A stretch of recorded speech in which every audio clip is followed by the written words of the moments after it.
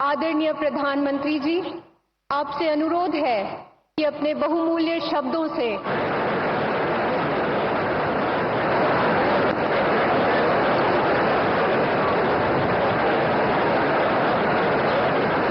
भारत माता की, भारत माता की, भारत माता की गुढीपाडव्याच्या आणि नवीन वर्षाच्या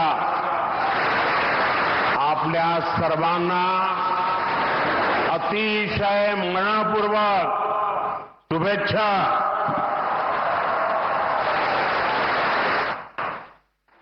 कार्यक्रम में उपस्थित परम पूजनीय सरसंघचालक जी डॉक्टर मोहन भागवत जी, स्वामी गोविंद गिरी जी महाराज, स्वामी अवधेशानंद गिरी जी महाराज, महाराष्ट्र के लोकप्रिय मुख्यमंत्री देवेंद्र फडणवीस जी, केंद्रीय मंत्रिमंडल में मेरे साथी नितिन गडकरी जी, डॉक्टर अविनाश चंद्र अग्निहोत्री जी, अन्य महानुभाव और उपस्थित सभी वरिष्ठ साथी, राष्ट्र यज्ञ के इस पावन अनुष्ठान में आज मुझे यहां आने का सौभाग्य मिला है। आज चैत्र शुक्ल प्रतिपदा का ये दिन बहुत विशेष है। आज से नवरात्रि का पवित्र पर्व शुरू हो रहा है। देश के अलग अलग कोनों में आज गुड़ी पड़वा, उगादी और नवरेह का त्योहार भी मनाया जा रहा है। आज भगवान झूलेलाल जी और गुरु अंगद देव जी का अवतरण दिवस भी है। ये हमारे प्रेरणा पुंज परम पूजनीय डॉक्टर साहब की जयंती का भी अवसर है और इसी साल राष्ट्रीय स्वयंसेवक संघ की गौरवशाली यात्रा का 100 वर्ष भी पूरे हो रहे हैं।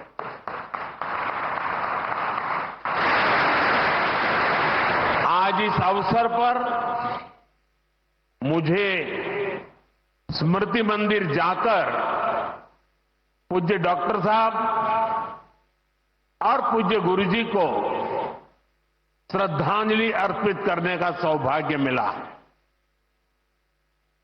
साथियों, इसी कालखंड में हमने हमारे संविधान के 75 वर्ष का उत्सव भी मनाया है।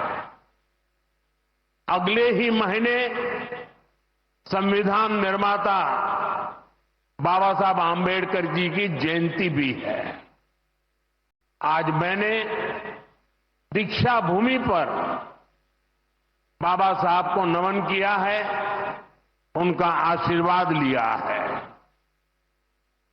मैं इन विभूतियों को नमन करते हुए देशवासियों को नवरात्रि और सभी पर्वों की बहुत बहुत बधाई देता हूं। साथियों, संघ सेवा के इस पवित्र तीर्थ नागपुर में आज हम एक पुण्य संकल्प के विस्तार के साक्षी बन रहे हैं। अभी हमने माधव नेत्रालय के कुल गीत में सुना, अध्यात्म ज्ञान गौरव गुरुता का ये अद्भुत विद्यालय, मानवता रत यह सेवा मंदिर, कण कण में देवालय। माधव नेत्रालय एक ऐसा संस्थान है जो अनेक दशकों से पूज्य गुरु जी के आदर्शों पर लाखों लोगों की सेवा कर रहा है, लोगों के जीवन में रोशनी लौटी है। आज उसके नए परिसर का शिलान्यास हुआ है। अब इस नए परिसर के बाद इन सेवा कार्यों को और ज्यादा गति मिलेगी। इससे हजारों नए लोगों के जीवन में प्रकाश फैलेगा, उनके जीवन का अंधकार भी दूर होगा।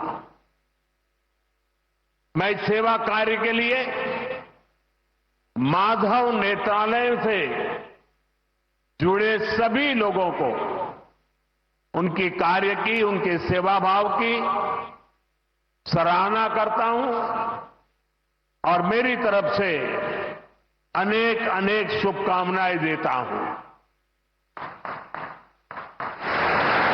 साथियों, लाल किले से मैंने सबके प्रयास की बात कही थी। आज स्वास्थ्य के क्षेत्र में देश जिस तरह काम कर रहा है, माधव नेत्रालय उन प्रयासों को बढ़ा रहा है। देश के सभी नागरिकों को बेहतर स्वास्थ्य सुविधाएं मिले, यह हमारी प्राथमिकता है। देश में गरीब से गरीब को भी अच्छे से अच्छा इलाज मिले, कोई भी देशवासी जीवन जीने की गरिमा से वंचित न रहे। अपना जीवन देश के लिए दे चुके बुजुर्गों को इलाज की चिंता उनको सताती न रहे, उस परिस्थिति में उनको जीना न पड़े। और ये सरकार की नीति है। और इसलिए आयुष्मान भारत के कारण आज करोड़ों लोगों को मुफ्त इलाज की सुविधा मिल रही है। हजारों जन औषधि केंद्र देश के गरीबों को, मध्यम वर्गीय परिवारों को सस्ती दवाएं दे रहे हैं।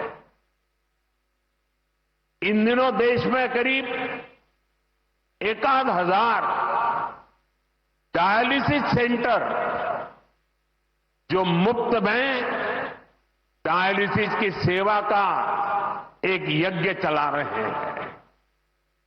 इससे देशवासियों के हजारों करोड़ रुपए बच रहे हैं, उनको स्वास्थ्य लाभ हो रहा है। बीते 10 साल में गांवों में लाखों आयुष्मान आरोग्य मंदिर बने हैं, जहां से लोगों को देश के सर्वश्रेष्ठ डॉक्टरों से टेली मेडिसिन से कंसल्टेशन मिलता है, प्राथमिक इलाज मिलता है और आगे के लिए सहायता होती है। उन्हें रोगों की जांच के लिए सैकड़ों किलोमीटर दूर नहीं जाना पड़ रहा। साथियों, हमने न सिर्फ मेडिकल कॉलेजों की संख्या में 2 गुना वृद्धि की है, लेकिन हमने देश में ऑपरेशनल एम्स की संख्या भी 3 गुना बढ़ाई है। देश में मेडिकल सीट्स भी दोगुनी हुई है।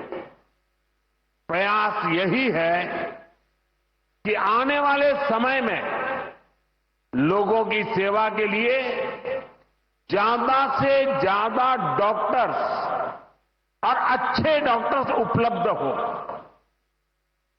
एक बहुत बड़ा साहसिक निर्णय हमने किया। आजादी के बाद पहली बार हुआ। इस देश का गरीब का बच्चा भी डॉक्टर बन सके, उसके सपने पूरे हो सके, इसलिए विद्यार्थियों को अपनी मातृभाषा में डॉक्टर बनने की सुविधा हमने उपलब्ध कराई है। आधुनिक चिकित्सा विज्ञान से जुड़े इन प्रयासों के साथ ही देश अपने पारंपरिक ज्ञान को भी आगे बढ़ा रहा है।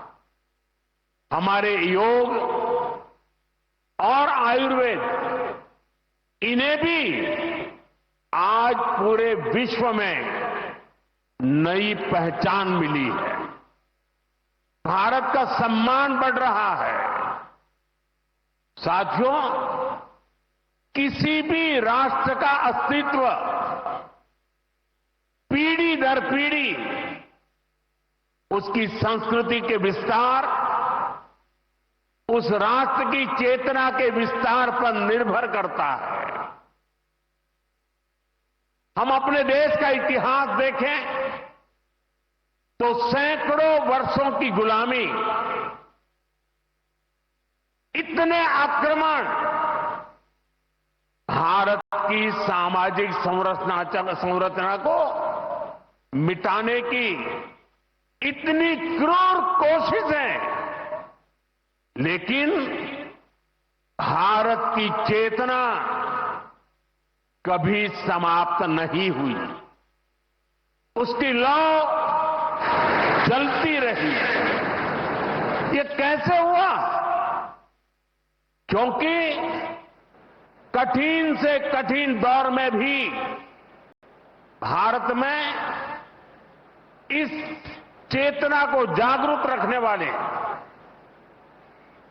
नए नए सामाजिक आंदोलन होते रहे। भक्ति आंदोलन उसका ये उदाहरण जिससे हम सब भली भांति परिचित हैं। मध्यकाल के उस कठिन कालखंड में हमारे संतों ने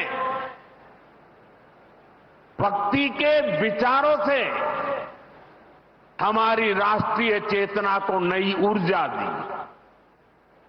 गुरु नानक देव,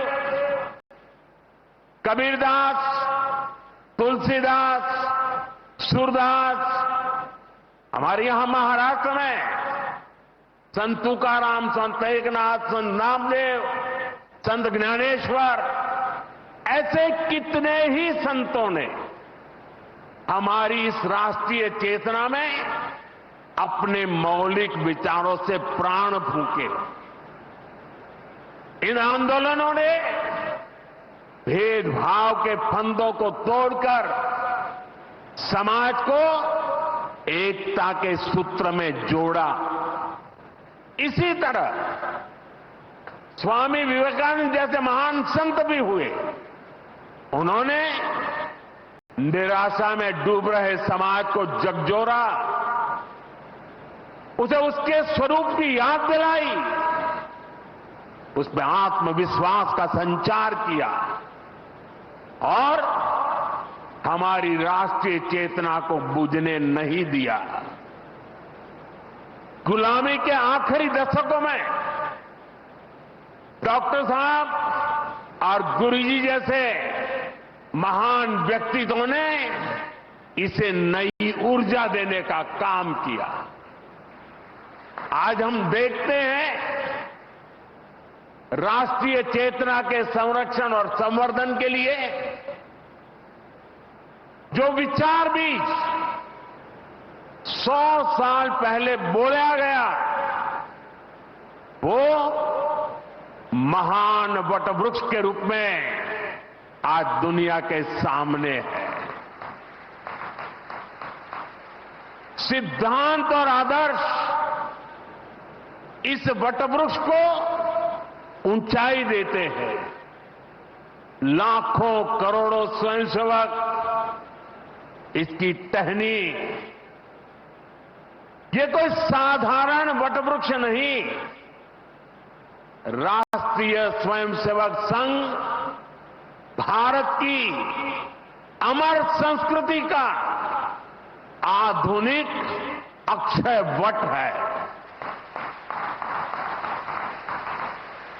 ये अक्षय वट आज भारतीय संस्कृति को, हमारे राष्ट्र की चेतना को निरंतर ऊर्जावान बना रहा है। साथियों, आज जब हम माधव नेत्रालय के नए परिसर का काम शुरू कर रहे हैं तो दृष्टि की बात स्वाभाविक है। हमारे जीवन में दृष्टि ही हमें दिशा देती है। इसलिए वेदों में भी कामना की गई है, पश्चिम शरदः शतम्, अर्थात हम 100 वर्ष तक देखें। ये दृष्टि आंखों की यानी बाह्य दृष्टि भी होनी चाहिए और अंतः दृष्टि भी होनी चाहिए। जब अंतः दृष्टि की बात करते हैं तो विदर्भ के महान संत श्री गुलाबराव महाराज जी का स्मरण भी होना स्वाभाविक है। उन्हें प्रज्ञाचक्षु कहा जाता था। बहुत कम आयु में ही उनको आंखों से दिखाई देना बंद हो गया, लेकिन फिर भी उन्होंने अनेकों पुस्तकें लिखी थी। और अब कोई भी पूछ सकता है कि जब आंखों से दिखाई नहीं देता है तो उसके बावजूद भी कोई इतने ग्रंथ कैसे लिख सकता था? इसका उत्तर यह है कि उनके पास भले ही नेत्र नहीं थे, लेकिन दृष्टि थी। ये दृष्टि बोध से आती है, विवेक से प्रकट होती है। ये दृष्टि व्यक्ति के साथ ही समाज की विश्व को भी बहुत शक्ति देती है। हमारा राष्ट्रीय स्वयंसेवक संघ भी एक ऐसा संस्कार यज्ञ है जो अंतर्दृष्टि और बाह्य दृष्टि दोनों के लिए काम कर रहा है। बाह्य दृष्टि के रूप में हम माधव नेत्रालय को देखते हैं और अंतर्दृष्टि ने संघ को सेवा का पर्याय बना दिया है। साथियों, हमारे यहां कहा गया है, परोपकाराय फलन्ति वृक्षाः, परोपकाराय वहन्ति नद्यः, परोपकाराय दुहन्ति गावः, परोपकारार्थमिदं शरीरम। हमारा शरीर परोपकार के लिए ही है, सेवा के लिए ही है। और जब ये सेवा संस्कारों में आ जाती है तो सेवा ही साधना बन जाती है। यही साधना तो हर एक स्वयंसेवक के जीवन की प्राणवायु होती है। ये सेवा संस्कार, ये साधना, ये प्राणवायु पीढ़ी दर पीढ़ी हर स्वयंसेवक को तप तपस्या के लिए प्रेरित कर रही है। ये सेवा साधना हर स्वयंसेवक को निरंतर गतिमान रखती है, उसे कभी थकने नहीं देती, कभी रुकने नहीं देती। पूज्य गुरुजी अक्सर कहा करते थे, जीवन की अवधि का नहीं, उसके उपयोगिता का महत्व होता है। हम देव से देश और राम से राष्ट्र के जीवन मंत्र लेकर के चले हैं, अपना कर्तव्य निभाते चलते हैं। और इसलिए हम देखते हैं, बड़ा छोटा कैसा भी काम हो, कोई भी कार्य क्षेत्र हो, सीमावर्ती गांव हो, पहाड़ी क्षेत्र हो, वन क्षेत्र हो, संघ के स्वयंसेवक निस्वार्थ भाव से कार्य करते रहते हैं। कहीं कोई वनवासी कल्याण आश्रम के कामों को उसको अपना ध्येय बना करके जुटा हुआ है, कहीं कोई एकल विद्यालय के माध्यम से आदिवासी बच्चों को पढ़ा रहा है, कहीं कोई सांस्कृतिक जागरण के मिशन में लगा हुआ है, कहीं कोई सेवा भारती से जुड़कर गरीबों वंचितों की सेवा कर रहा है।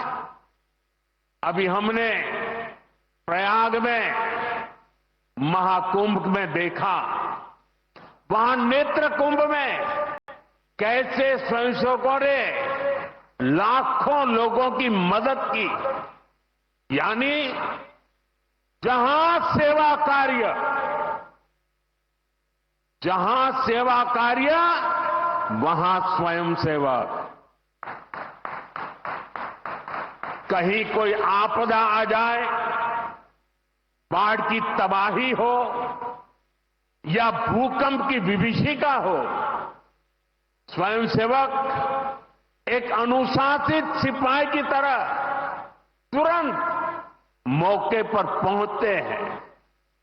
कोई अपनी परेशानी नहीं देखता, अपनी पीड़ा नहीं देखता, बस सेवा भावना से हम काम में जुट जाते हैं। हमारे तो हृदय में बसा है, सेवा है अग्निकुंड समीधा सम हम चले, देह महासागर में सरित रूप हम मिले। साथियों, एक बार एक इंटरव्यू में परमपूज्य गुरु जी से पूछा गया कि वो संघ को सर्वव्यापी क्यों कहते हैं। गुरु जी का उत्तर बहुत ही प्रेरणादायी था। उन्होंने संघ की तुलना प्रकाश से की थी, उजाले से की थी।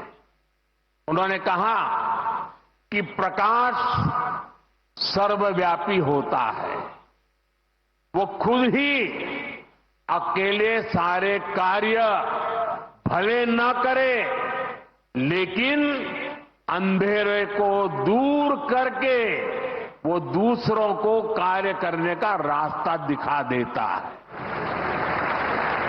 गुरुजी की ये सीख हमारे लिए जीवन मंत्र है।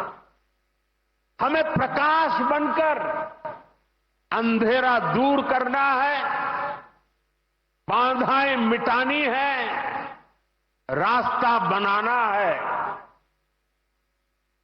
उस भाव को हम जीवन भर सुनते रहें। हर कोई कम अधिक मात्रा में जीने का प्रयास करता रहा, मैं नहीं तुम, अहम नहीं वयम, इदम राष्ट्राय इदम न मम। साथियों, जब प्रयासों के दौरान जब मैं नहीं हम का ध्यान होता है, जब राष्ट्र प्रथम की भावना सर्वोपरि होती है, जब नीतियों में, निर्णयों में देश के लोगों का हित ही सबसे बड़ा होता है, तो सर्वत्र उसका प्रभाव भी और प्रकाश भी नजर आता है। विकसित भारत के लिए सबसे जरूरी है कि हम उन बेड़ियों को तोड़ें जिनमें देश उलझा हुआ था। आज हम देख रहे हैं भारत कैसे गुलामी की मानसिकता को छोड़कर आगे बढ़ रहा है। गुलामी की निशानियों को जिस हीन भावना में 70 वर्षों से डोया जा रहा था, उनकी जगह अब राष्ट्रीय गौरव के नए अध्याय लिखे जा रहे हैं। वो अंग्रेजी कानून जिन्हें भारत के लोगों को नीचा दिखाने के लिए बनाया गया था, देश ने उन्हें बदल दिया है। गुलामी की सोच से बनी दंड संहिता की जगह अब भारतीय न्याय संहिता लागू हुई है। हमारे लोकतंत्र के प्रांगण में अब राजपथ नहीं, कर्तव्य पथ है। हमारी नौसेना के ध्वज में भी गुलामी का चिन्ह छपा हुआ था, उसकी जगह अब नौसेना के ध्वज पर छत्रपति शिवाजी महाराज का प्रतीक लहरा रहा है। अंडमान के द्वीप जहां वीर सावरकर ने राष्ट्र के लिए यातनाएं सही, जहां नेताजी सुभाष बाबू ने आजादी का बिगुल फूका, उन द्वीपों के नाम भी अब आजादी के नायकों की याद में रखे गए हैं। साथियों, वसुधैव कुटुंबकम का हमारा मंत्र आज विश्व के कोने कोने में पहुंच रहा है और दुनिया इसे हमारे कार्यों में भी देख रही है, महसूस कर रही है। जब कोविड जैसी महामारी आती है तो भारत विश्व को परिवार मानकर वैक्सीन उपलब्ध करवाता है। दुनिया में कहीं भी प्राकृतिक आपदा हो, भारत पूरे मनोयोग से सेवा के लिए खड़ा होता है। अभी आपने कल ही देखा है, म्यांमार में इतना बड़ा भूकंप आया है। भारत ऑपरेशन ब्रह्मा के तहत वहां के लोगों की मदद के लिए सबसे पहले पहुंच गया है। जब तुर्की में भूकंप आया, जब नेपाल में भूकंप आया, जब मालदीव्स में पानी का संकट आया, भारत ने मदद करने में घड़ी भर की भी देर नहीं की। युद्ध जैसे हालातों में हम दूसरे देशों से नागरिकों को भी सुरक्षित निकाल करके लाते हैं। दुनिया देख रही है, भारत आज जब प्रगति कर रहा है तो पूरे ग्लोबल साउथ की आवाज भी बन रहा है। विश्व बंधु की ये भावना हमारे ही संस्कारों का विस्तार है। साथियों, आज भारत की सबसे बड़ी पूंजी हमारा युवा है और हम देखते हैं आज भारत का युवा इतने कॉन्फिडेंस से भरा हुआ, उसकी रिस्क टेकिंग कैपेसिटी पहले के मुकाबले कई गुना बढ़ गई है। वो नए नए इनोवेशन कर रहा है, स्टार्टअप्स की दुनिया में अपना परचम लहरा रहा है। और सबसे बड़ी बात, आज के भारत का युवा अपनी विरासत पर गर्व करते हुए, अपनी संस्कृति पर गर्व करते हुए चल रहा है। अभी हमने प्रयागराज महाकुंभ में देखा, आज की युवा पीढ़ी लाखों करोड़ों की संख्या में महाकुंभ में पहुंची और इस सनातन परंपरा से जुड़कर गौरव से भर उठी। आज भारत का युवा देश की जरूरतों को ध्यान में रखते हुए काम कर रहा है। भारत के युवाओं ने मेक इन इंडिया को सफल बनाया है। भारत का युवा लोकल के लिए वोकल हुआ है, एक जज्बा बना है। हमें देश के लिए जीना है, देश के लिए कुछ करना है। खेल के मैदान से लेकर अंतरिक्ष की ऊंचाई तक राष्ट्र निर्माण की भावना से ओतप्रोत हमारे युवा आगे बढ़ रहे हैं, आगे चलते ही जा रहे हैं। यही युवा 2047 के जब आजादी के 100 साल होंगे, विकसित भारत के लक्ष्य की ध्वजा थामे हुए है।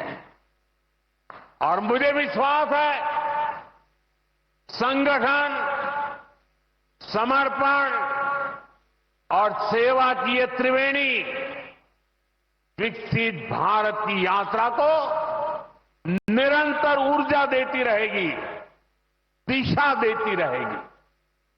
संघ का इतने वर्षों का परिश्रम फलीभूत हो रहा है। संघ की इतने वर्षों की तपस्या विकसित भारत का एक नया अध्याय लिख रही है। साथियों, जब संघ की स्थापना हुई तब भारत की हालत भी अलग थी और हालात भी अलग था। 1925 से लेकर 1947 तक वो समय संघर्ष का समय था। आजादी का बड़ा लक्ष्य देश के सामने था। आज संघ की 100 वर्षों की यात्रा के बाद देश फिर एक अहम पड़ाव पर है। 2025 से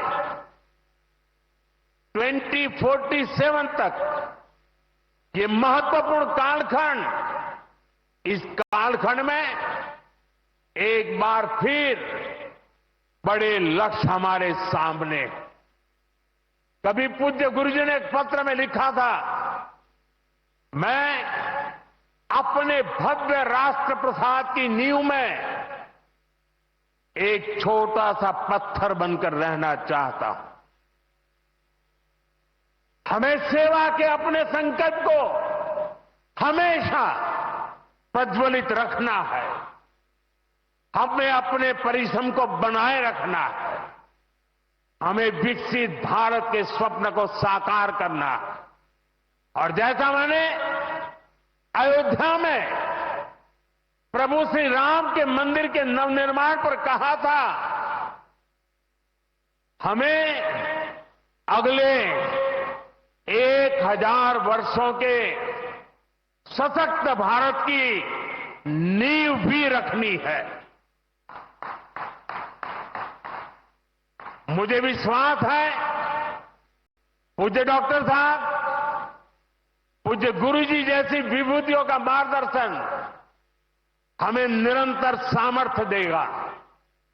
हम विकसित भारत के संकल्प को पूरा करेंगे। हम अपनी पीढ़ियों के बलिदान को सार्थक करके रहेंगे। इसी संकल्प के साथ आप सभी को एक बार फिर इस मंगलमय नववर्ष की अनेक अनेक शुभकामनाएं। बहुत बहुत धन्यवाद।